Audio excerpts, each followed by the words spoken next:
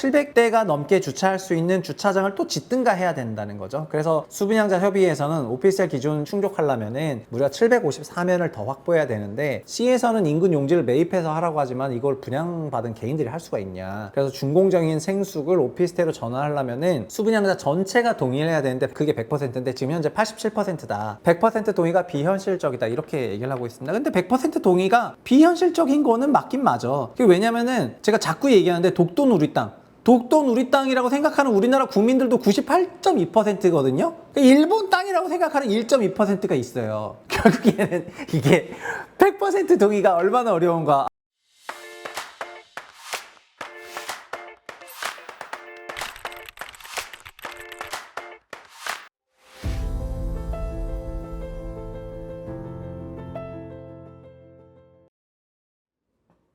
안녕하세요, 최부심입니다. 우리 채널에서 생숙 얘기를 좀 해줬는데 댓글이 진짜 거의 뭐 폭파되듯이 댓글을 많이 달아두셨는데요. 근데 이 생숙 대란이 아직 안 끝난 것 같아가지고 굉장히 심각한 문제가 있는 것 같습니다. 사실 민주주의 사회에서 100%의 동의를 구하라는 것이 이것이 일단 가능하냐라는 그런 생각이 드는데, 결국은 생활형 숙박시설이라고 하는 생숙을 용도 변경하려면은 몇 가지 문제들이 있는데 그걸 완화를 해줬습니다. 가장 대표적인 문제 중에 하나는 복도폭이 넓어야 돼요. 넓어야 되는데 그거를 1.5m로 지은 생숙들이 있어서 그런 경우에는 1.8m로 지금 복도폭을 넓힐 수가 없으니까 소방 기준을 다 강화하는 방식으로 풀어라, 이렇게 얘기를 한 거고요. 두 번째는 주차장.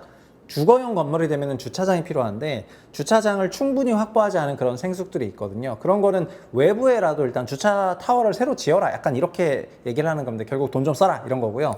세 번째는 주거용 건물, 그러니까 준주거인 오피스텔이 건설될 수 없는 지역에 생숙이 지어진 경우에는 용도랑 이게 맞지 않는 거다 보니까 지구단위 계획을 변경해야 되는데 그런 차원의 돈을 내라, 기부 체납을 해라.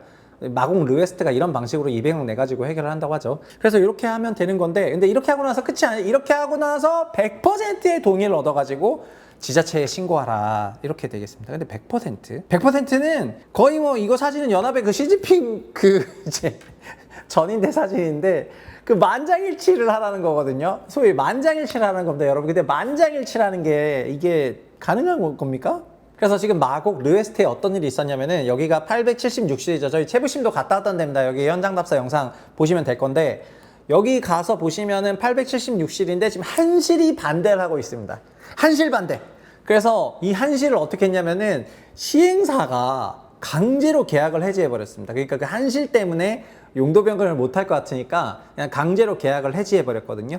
계약 해지하면서 2대1리하고 어떻게 인터뷰했냐면은 여기 마곡을 오피스텔로 전환해야 되는데 그 한실 주인이 1억을 달라고 했다, 이러면서 1억을 달라고 한 이런 신의성실 위반했기 때문에 그냥 계약금을 몰취했다, 이렇게 이제 얘기를 한 거가 되는 겁니다. 그래서 롯데건설은 지난달 강서구의 마곡 르웨스트에 오피스텔 전환 신청서를 접수했는데 하지만 허가 요건인 수분양자 동의율 100% 확보 규제 때문에 허가 승인을 못 받았습니다. 마곡 르웨스트는 준공 전이기 때문에 이제 전원의 동기를 받아야 되거든요. 준공 전은 이제 전원 동의를 받아야 됩니다. 근데 앞서 시행사와 수분양자 사이에는 첨예한 갈등이 있었죠. 수분양자들은 시행사가 생숙을 준주거로 이제 속여서 분양했다 이러면서 서로 좀 싸웠었는데 어쨌든 신청을 했습니다. 그리고 준공 전이니까 그 수분양자를 잘라서 이제 100%로 간다, 이런 겁니다. 근데 이분이 그 땅짓고랑 인터뷰를 했죠. 부당계약 해지로. 나는 1억 원 달라고 한 적이 없다. 그래서 마곡 생숙은 롯데의 계약 해지 통보에 부당해서 난 1억 달라고 한 적 없다고 또 땅짓고하고 인터뷰를 했습니다. 그러니까 이제 소위 된 거죠. 그래서 분양계약상 의무 성실히 수행하고 있는데 일방적인 해지 통보를 했기 때문에 받아들일 수가 없고 오피스텔 용도 변경 동의하지 않는다. 금전 요구 없었고 롯데가 오피스텔 용도 변경을 거꾸로 요구했다. 그래서 본인의 투자금 보존을 전제로 계약 해지한 다음에 그걸 해라, 이렇게 의사 전달한 게 전부인데 이렇게 이제 계약 해지했다고 하죠. 근데 어쨌든 여기 가타부타 써놨어요. 써놨는데 이게 어떻게 될지는 조금 지켜보면 재미가 있을 것 같습니다. 그래서 결국 둘이 이제 소송을 하지 않을까, 이런 생각이 조금 듭니다. 근데 이 동의율 100% 어렵다는 기사는 여기만 나오는 게 아니고요. 준공 6개월 남았죠. 여기는 이제 100% 동의를 해야 되는 데입니다.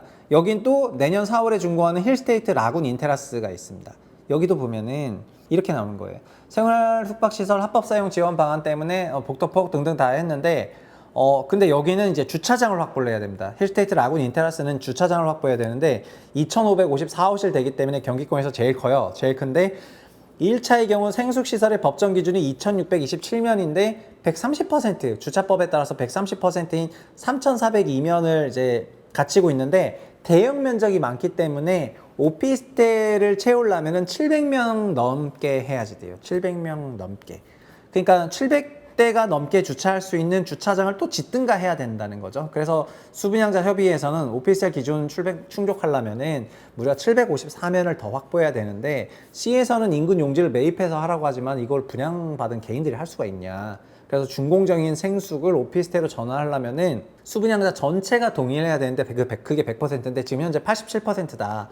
100% 동의가 비현실적이다. 이렇게 얘기를 하고 있습니다. 근데 100% 동의가 비현실적인 거는 맞긴 맞아. 왜냐면은 제가 자꾸 얘기하는데 독도 누리 땅이라고 생각하는 우리나라 국민들도 98.2%거든요. 일본 땅이라고 생각하는 1.2%가 있어요. 결국에는 이게 100% 동의가 얼마나 어려운가. 아니 독도는 우리 땅이라고 하는 이것조차도 지금 1.2%가 일본 땅이다. 그리고 0.6%는 정확히 모르겠다. 소위 이게 완전 강고등어 되는 건데 이 극도의 극중주의의 그 강고등어가 있는 거거든요. 합치면 1.8%인데 그러니까 100명 중에서 2명은 일본 땅 모르겠다 이렇게 대답한다는 겁니다. 그러니까 이거 독도도 100%가 안 나오는데 생숙 100%가 나오겠습니까? 물론 지금 손실이 있으니까 생숙 100%가 나올 수도 있는데 지금 청약하는 분위기를 보면은 근데 그게 사실 되게 쉽지 않다 이런 얘기가 되겠습니다. 그래서 아직 생숙 문제는 현재 진행형이다 이런 말씀을 드리겠고요. 그리고 제가 이번 주 들어서 어쨌든 대학원이 그 신입생을 모집하는 기간인데 최근에 확실히 부동산 대학원에 신입생들이 많이 안 가는 것 같습니다. 막 전통과 경쟁을 자랑했던 건대 부동산 대학원도 24년 2학기 경쟁률이 2대1로 떨어졌다 하더라고요. 저희 때는 거의 막 10대1인가 뭐 4대1 최소 4대1 막 이랬거든요. 그래서 막 줄 서서 가고 대기표 받아서 가고 이랬었는데 요새는 정말 많이 안 가는 것 같습니다. 그런데 박사과정은 지금 제가 서울벤처대학원 대학교에서 박사과정을 하고 있는데요. 여기서 2년 다녔습니다. 그래서 내년에 끝나는데 다녀보니까 좋은 거는 이제 선정능의 학교가 있다 보니까 가까워서 학교를 가는 부담이 없었다는 게 굉장히 좋았습니다. 박사과정은 논문 때문에 쓸 게 정말 많아요. 석사가 아니야. 석사는 그냥 저도 나왔지만은 뭐 놀았잖아요. 놀았는데 박사는 놀 수가 없더라고요. 그래서 이제 학교를 정말 여러 차례 가야 되고 공부를 많이 해야 되는데 가깝다는 게 일단 장점이 있었습니다. 그래서 서울벤처대학교 대학원 박사과정을 모집을 하고요. 그 다음에 여기 한주석 교수님이 이제 학생들을 모으고 있거든요. 그래서 이쪽으로 연락하시면 되겠습니다. 저는 명지대학교에서는 제 대학원생들을 가르치고 있고 이 벤처대학교에서는 박사과정을 제가 하고 있어서 내년쯤에 학위 논문을 쓰는 것이 목표입니다. 제가 학위 논문 쓴다면은 채널 통해서도 소개를 해드릴 거고요. 또 제가 썼다 그러면 얼마나 많은 사람들이 또 제 논문을 DB 파가지고 뭐 막 카피킬러 같은 거 돌리면서 뭐 표절했지! 뭐 이런 거 하지 않겠습니까? 그래서 그거 안 당하려면 또 다 써야 돼. 그래서 지금 마음에 막 짐이 막 이렇거든요. 지금 그래서 제 유튜브 채널 끝까지 사랑해 주시고 제가 논문 표절로부터 생존하고 정말 한국에 의미 있는 논문을 남기기 위해서 노력을 많이 하겠습니다. 어쨌든 벤처대학원 대학교 사랑해 주시고요. 명지대학교도 신청 많이 해주시길 바라겠습니다. 그리고 채부심도 구독 많이 해주시고요. 감사합니다.